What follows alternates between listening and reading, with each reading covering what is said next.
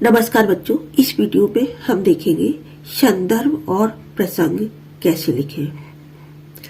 तो हम इन्हें बारी बारी से समझेंगे।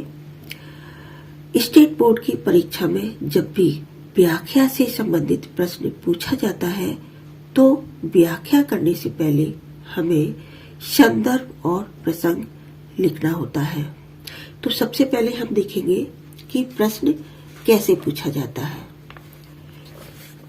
ये देखिए, ये एमपी बोर्ड 2022 का पेपर है। देख सकते हैं आप, निम्नलिखित पद्यांश की संदर्भ प्रसंग सहित व्याख्या कीजिए। तो ये पद में से लिया है। दूसरा क्वेश्चन आता है, निम्नलिखित गद्यांश की संदर्भ प्रसंग सहित व्याख्या कीजिए। इस तरह से दो प्रश्न होते हैं। दोनों प्रश्न विकल्प सहित पूछे जाते हैं। ये देखिए,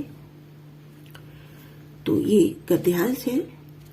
ठीक, अब हम यहाँ इन प्रश्नों को करने से पहले जानेंगे कि संदर्भ होता क्या है। संदर्भ इट मीन्स किस संदर्भ में ये पद्यांश अथवा गद्यांश दिया गया है। ठीक है, तो शुरुआत हम करते हैं। सबसे पहले हम इस तरह से हेडिंग डालेंगे, यह गद्यांश अथवा पद्यांश, क्योंकि हमें दोनों ही प्रश्न करने होते हैं। हमारी पाठ्य पुस्तक, यहाँ पर आएगा पुस्तक का नाम के पाठ 1 और उसके बाद पाठ का नाम, जो भी पाठ का नाम है वो लिखेंगे से अवतरित है। इसके लेखक या कवि और उसके बाद लेखक या कवि का नाम आपको लिखना है। ठीक, तो ये हमने एक फॉर्मेट दिया है कि किस तरह से आपको संदर्भ और प्रसंग लिखना है। अब हम देखेंगे एक प्रश्न के द्वारा कि आपको इसे कैसे लिखना है।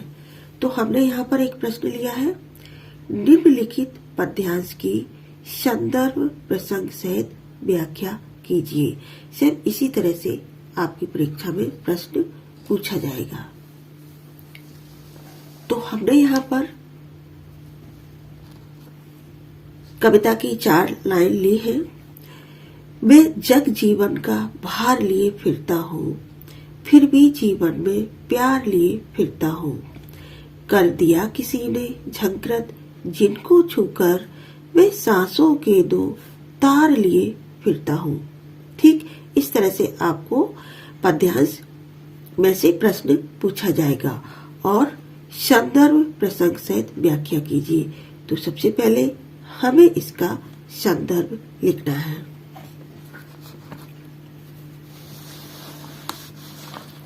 ये देखिए, इस तरह से हम हेडिंग डालेंगे। ब्लैक पेन से आप हेडिंग डाल सकते हैं और फिर या तो हम यहीं से स्टार्ट करेंगे या फिर नीचे से। तो हमें पता होना चाहिए कि ये किस लेसन में से ली गई है और आपको अपनी बुक का नाम तो पता ही होगा। ठीक, तो हम लिखेंगे यह पद्यांश, यानी कि ये जो पद्यांश आपको प्रश्न के तौर पर दिया गया है, यह पद्यांश हमारी, इट मीन्स आपकी पाठ्य पुस्तक आरोह, जो भी बुक का नाम है, के पाठ 1 कविता आत्म परिचय से अवतरित है। ठीक, कविता का नाम आत्म परिचय है, पुस्तक का नाम आरोह। ठीक, अब क्योंकि कविताएं तो कवि लिखते हैं, तो अब इसके बाद आएगा इसके रचयिता या फिर इसके कवि हरिवंश राय बच्चन है। ठीक, तो इस तरह से आपको 2.5 या 3 लाइन में इसका संदर्भ लिखना होता है। देन उसके बाद हम लिखेंगे प्रसंग। तो ये कविता या पद किस प्रसंग से है, इसमें क्या कहा गया है। ठीक है, इसका प्रसंग क्या है, तो ये हमें शॉर्ट में लिखना होता है।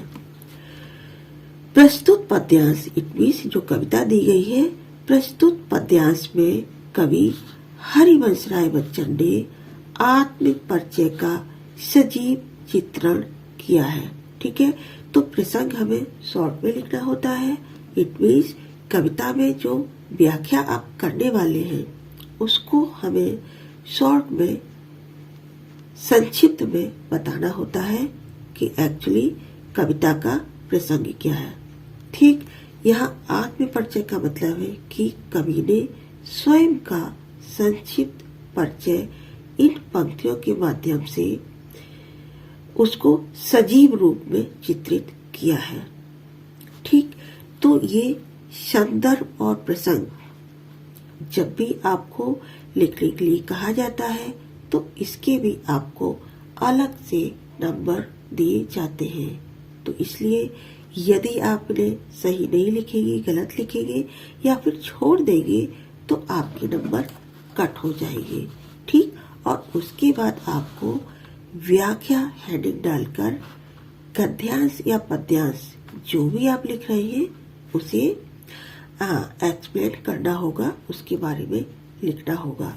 तो आई होप कि आज का वीडियो आपको पसंद आया होगा और जो भी डाउट्स हैं वो सभी दूर हुए होंगे।